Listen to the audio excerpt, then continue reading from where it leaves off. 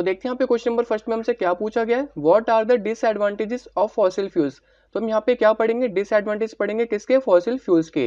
तो यहाँ पे फॉसिल फ्यूल्स की कैटेगरी में क्या क्या चीजें आती हैं, कोल आता है, पेट्रोलियम आते हैं एंड नेचुरल गैसेस आते हैं।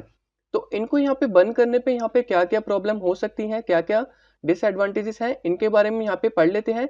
तो पहला पॉइंट में देखते हैं यहाँ पे क्या लिखा है, fossil fuels are non renewable source of energy. अब यहाँ पे non renewable source of energy वो होती है जिनको हम यहाँ पे दोबारा नहीं बना सकते।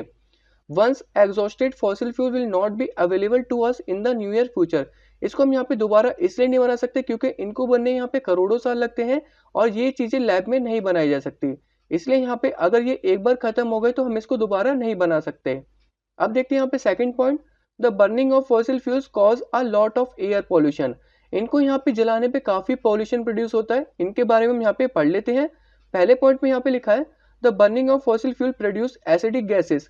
कौन कौन सी गैसेस यहाँ पे प्रोड्यूस होती हैं जो यहाँ पे हानिकारक हो सकती हैं, सल्फर डाइऑक्साइड, नाइट्रोजन ऑक्साइड, जिसकी वजह से यहाँ पे क्या होता है, एसिड रेन होता है और एसिड रेन से हमें काफी प्रॉब्लम होती है।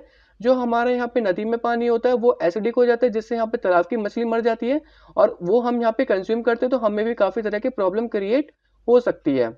हम यहाँ पे बात कर लेते हैं बी पॉइंट की, the burning of fossil fuels produce large amount of carbon dioxide gas which goes into air.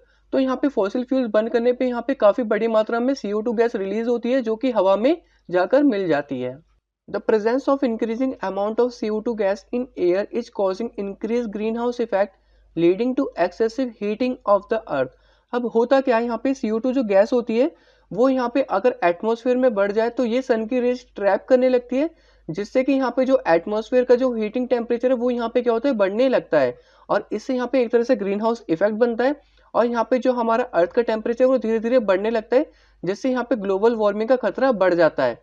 अब यहाँ पे बात कर लेते हैं लास्ट पॉइंट की, the burning of fossil fuels produce smoke which pollutes the air. अब मैं यहाँ पे बात कर लेता हूँ कोल की। तो कोल को यहाँ पे बर्न करने पे यहाँ पे क्या होता है, लोड्स ऑफ यहाँ पे क्या होता है, स्मोक प्रोड्यूस होता है जिससे यहाँ पे हमें काफी प्रॉब्लम क्रिएट हो सकती है। होप यहाँ पे आपको सारा आंसर समझ में आ गया होगा। अब यहाँ पे चलते हैं नेक्स्ट क्वेश्चन की तरफ।